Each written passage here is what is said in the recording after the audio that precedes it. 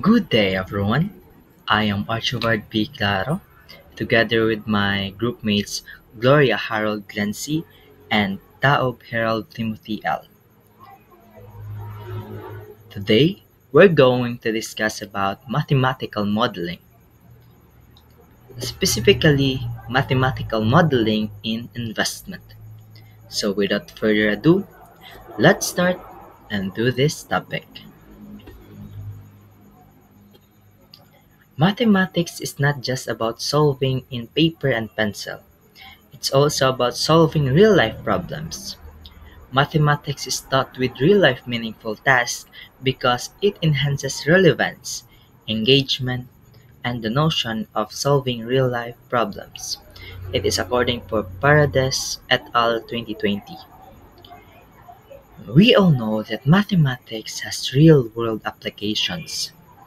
It emphasizes that math isn't just for classroom exercises, but it is used to solve practical problems like in business, finance, and investments.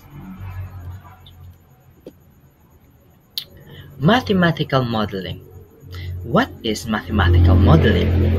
When we say mathematical modeling, it is making a representation help us to solve a problem better. Mathematical modeling, it is a process of creating a mathematical representation of a real-world scenario to make a prediction or provide insights. It is a process in which real-life situations and relations in these situations are expressed in mathematics. This is according to Haynes and Crouch to 2007. Again, according to them, that mathematical modeling, it is a process of creating a mathematical representation, that helps us to visualize the situation, to visualize the problem, and through that representation, we can create a better decision how to solve the problem in that situation. That is mathematical modeling. Mathematical modeling is a process of translating real-world situations into mathematical forms, such as equations and graphs, to analyze, understand, predict behaviors within the system. It is according to Kidwell 2020.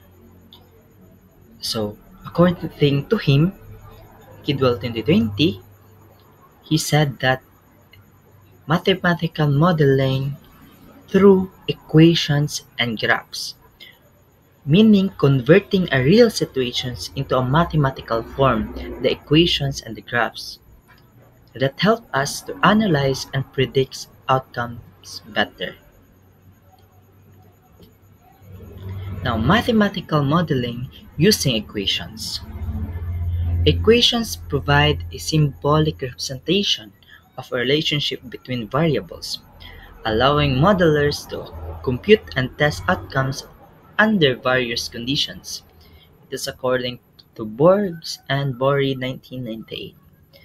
So equations, when we say equations, these are mathematical sentences showing relationship between variables. So through that equation, we can now have a representation to visualize the relationships or the situation or the relationship between that variables. That is mathematical modeling using equations. Now, proceed to mathematical modeling using graphs. When we say graphs, it is helps us visualize data patterns, right? So, graphs serve as visual tools that illustrate these relationships, making complex data patterns and trends easier to interpret and communicate. This is according to Bliss and Ogborn 1979. So, mathematical modeling using graphs. Graphs helps us visualize data patterns, such as growth, decline, or comparison, Also, we can see in the graph the increasing, decreasing, diba? We have different kind of graphs, making it easier to interpret trends and make decisions. Those graphs, though, any kind of graphs helps us to to easily interpret, to easily analyze the the situation and to have a better decision. So we can have a mathematical modeling using equation or using graphs.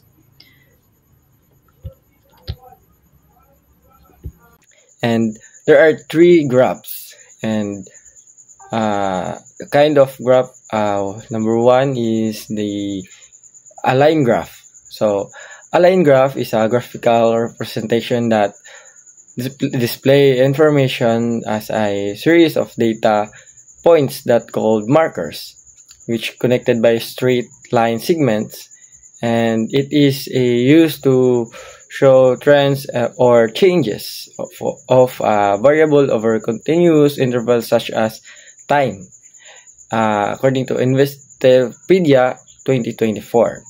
And line graph help us it is to modular track progression and identify peaks and through and analyze long-term behavior of a system. Here we have an example, which is the graph showing the amount of interest earned over time at a particular interest. Here, as you can see, over the years, at over time it increases uh, uh, from 0 to a 2000 over until 0 to 10 years. So, and the next graph is the bar graph. So a bar graph or a bar graph represents a data using rectangular bars where the length or height of each bar correspond to a value it represents. Bar graphs are typically used to compare discrete categories or groups, making them useful for modeling data that involve comparisons rather than the continuous change, according to Jasper Soft 2024.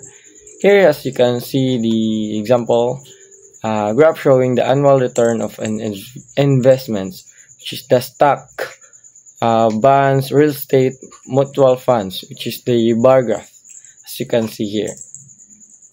Then the number 3 or third graph, which is the pie graph. A pie chart or pie graph is a circular statistical graphic divided into slices, with each slice represents a part of a whole, and it is effective for showing proportions and percentage of the categories related to the total, which is particularly useful in data modeling involving distribution or resource allocation. According to Storytelling with Data 2020. And here we have an example, which is it shows a percentage allocation of funds in each category, which is the mutual fund 15% and stock 40% and bonds 25% and the real estate 20%. So that is a pie chart, which is a circular chart. So let us proceed to investments. So what is investment? Investment is an act of allocating money, time, or resources into an asset or venture with the expectation of generating a return or a profit over time. Then according to Investopedia 2025, investment is a practical term as the purchase of assets intended to generate income or appreciations. So basically, the investment is um, putting the resources into an asset like the business or stocks or properties with hope that those uh, assets will grow and give them benefits later on. So that is in the investments. So in mathematical modeling and investment. So mathematical modeling and investment is one of the most important tool used by the investors and the financial analysts to make illogical decisions. So basically, the mathematical modeling uses numbers, formulas, or equations to analyze and predict how the investments might perform in the future. So, ang mathematical modeling is very useful yun siya sa mga investors and the financial analysis. Kay ma-predict man niya, pwede niya ma-predict o ma-determine po nila kung makagain ba sila or ma-lose lang ba sila sa ilahang pag-investment, sa ilahang pag-invest. So, according to the Vogel 2022, mathematical modeling are essential in understanding the uncertainty of financial markets and in supporting data-driven investment decision. So mo to kung gingon nga ang mathematical modeling jud is makatabang jud siya kung sa pag-decide nimo sa decision nimo kung kaning kay ma-predict man niya no kung unsa man ang imuhang unsa ang mahitabo sa imuha kung ma-invest ka ato na butang. So, the mathematical modeling really helps the investors and financial assets. So, kanina, nag-isgot mo tayo ganina no nga ang isgot ang graphs o equations. So, sa among ihatag karon is kaning ang among gipili nga mathematical modeling sa in investment is nga kanang makaingon mi nga kini kay makatabang jud siya og kanang nakita na mo ba nga makatabang siya og dali lang siya masabtan, which is the graphs and the equations. So kanina man i-discuss ato kanina kung unsa ang equations so sa puto ang mga graphs. So the graphs and the equations can be used as mathematical models in investment because they visually and symbolically represents how financial variables interact with each other. So, in basic term, ang graph o ang equations kay good siya nga mathematical modeling kay makita mo gud nimo siya, ma-visualize nimo unya ma-solve po nimo. Makita po nimo ba kung ma-solve nimo ang ma-solve nimo siya. So kanang makita pa nimo niya, ma-solve pa jud nimo. So makatabang jud siya kay dili kanang naman siya kanang result good nga makita nimo. So the true purpose of mathematical models, whether in the form of equations or graph, is to simplify complex financial systems into something measurable, comparable, and predictable. So this is according to Borodin 2021. So we have here an example of a problem in investment. So gigamit naman na siya og kaning katong mathematical modeling namo nga among gipili, which is the graph and the equations. So ang among problem diri, it involves the adding integers with different signs. So mao na amo ang gigamit pod involved pod siya in investment. So example diri is Mr. Cruz invested a small business during the first 6 months.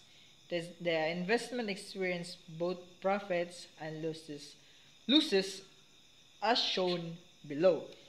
So tara, mo ni ang change in investment. So makita naman diri nga ni gain na apoy nagpag-lose. So in January, in change in investment naka-add siya og 2,000. In February ni baba og 1,500 pesos. And then in March, nadungagan siya og 3,000.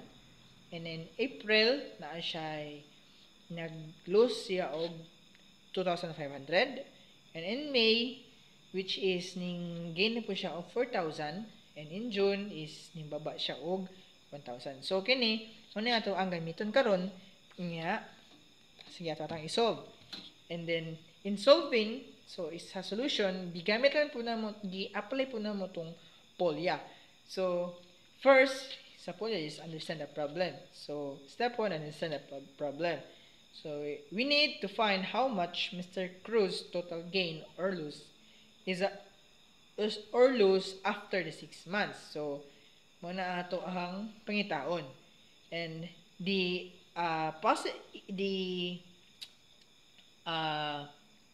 plus sign means it means that nag-gains yan. Na siya gain of profit. And when it is the minus sign, which is means that it loses a profit. So these problems involves adding integers with different signs. So kay kinakita mo sa table ganina na siya plus and then siya ay minus. So laylay sila og sign.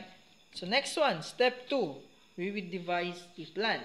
So ang adria gamit naman siya og equation. So nagbuo mig equation. So we will add all the values together carefully, taking note of their sign. So ang among equations diriya is nagamit man siya og addition.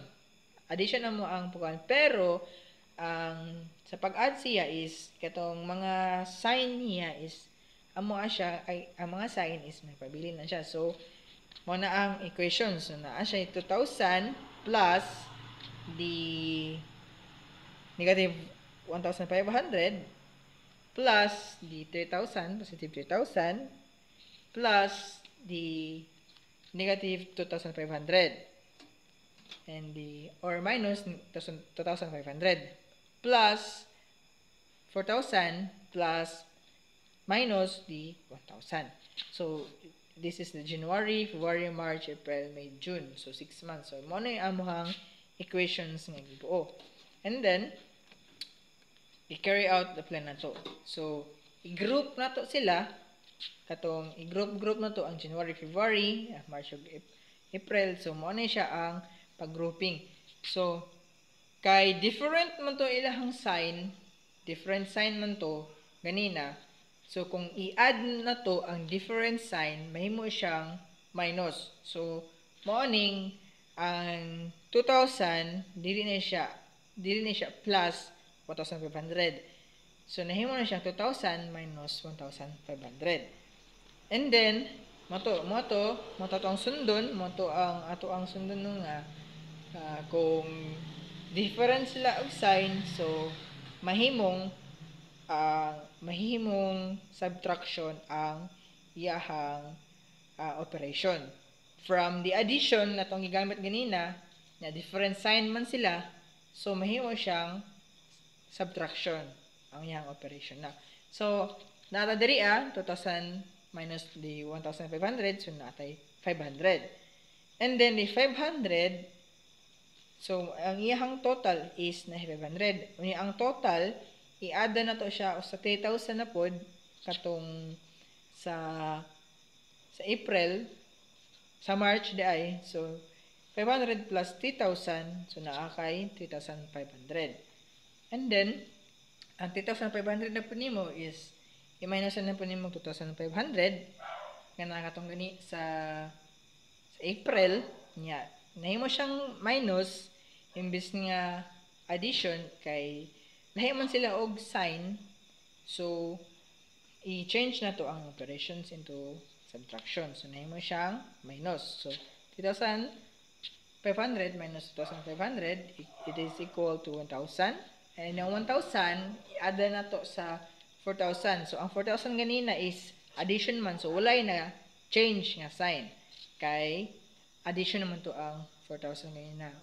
Or plus man to ang sign sa 4,000. So nahimo siyang 5,000. May ang 5,000, i-minus na to sa 1,000. Unya ang 1,000 ganina is minus man, so na-change ang operation into subtraction. So, ang 5,000, i-minus natin siya og 1,000, which is the June, uh, the change in investment in June. So, nahimo siyang 4,000 na lang. So, ang result ani is si Mr. Cruz kay naka-gain siya kay ang nigawas man is addition, or ang nigawas is the addition sign. So it means ganina nga anata ganina pag ang sign is addition, so naka-gain siya, gain of profit. So ang result man nato is 4,000. So si Mr. Cruz is naka-gain siya. So after the next 6 months, so mao ni ang iyahang na-predict na to, ang result kay naka-gain siya og 4,000 in the next month. So in looking back, so ang atoang buhaton diri is i-combine nato ang mga tanan nga mga addition ganina sa katong equation. I-combine nato ang ihang mga additions, ug i-combine po nato ang tanan nga mga subtraction, mga sign nga subtraction. So ganina natay 2,000, 3,000, 4,000 nga mga addition. So kung i-combine nato sa equal siya og 9,000. And in the negative numbers, or the minus mga sign nga mga negative, or which is the 1,500, 2,500, and the 1,000. So in 1,000 minus negative 1,500 minus 2,500, same man sila og sign, which is negative, dili sila different og sign, but ang buhaton ani is mahimo ni di ba siyang positive, kay negative and negative equals to positive.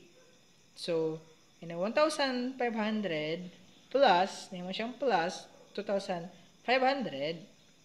is equals siya sa 4,000, but ang sign niya, which is negative sign, is magpabilin.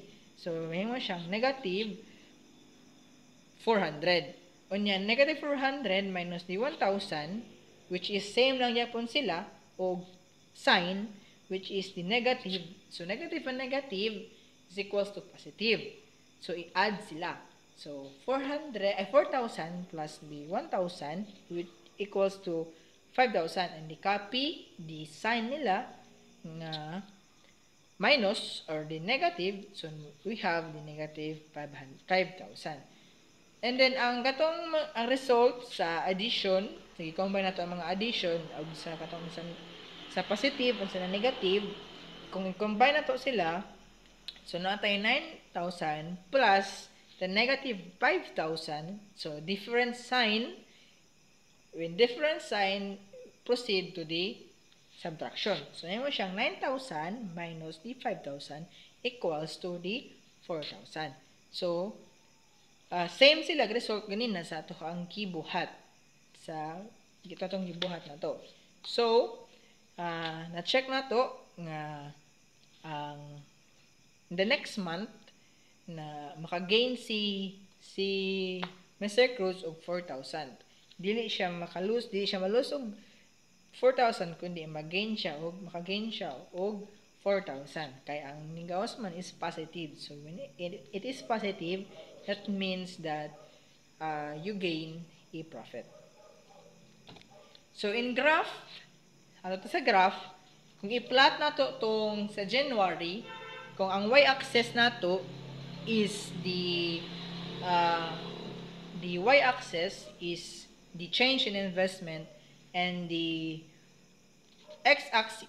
s-axis is the month.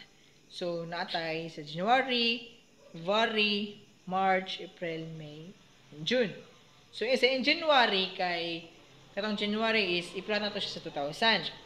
So, pag-plot na to sa 2,000, and then in February, di ba ang February kay kuha mo siya negative 1,500. And then, kung i-plot na to po daw siya, pababa. So, katong ngayon na, abot siya sa 500 na lang to, di ba? Kung i-minus ang 2,000, o ang kutong 1,500, which is 500. So, 500, muna siyang 500 na sa February, is 500 na siya.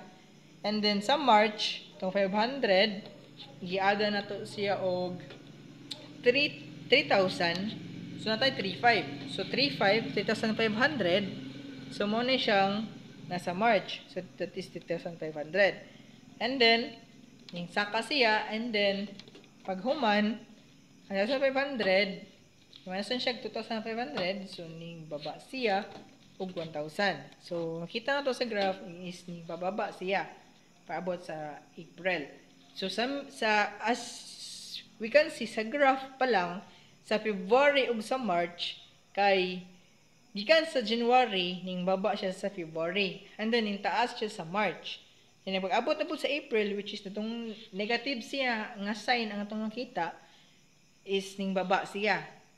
So, and then next na po is himo siyang positive.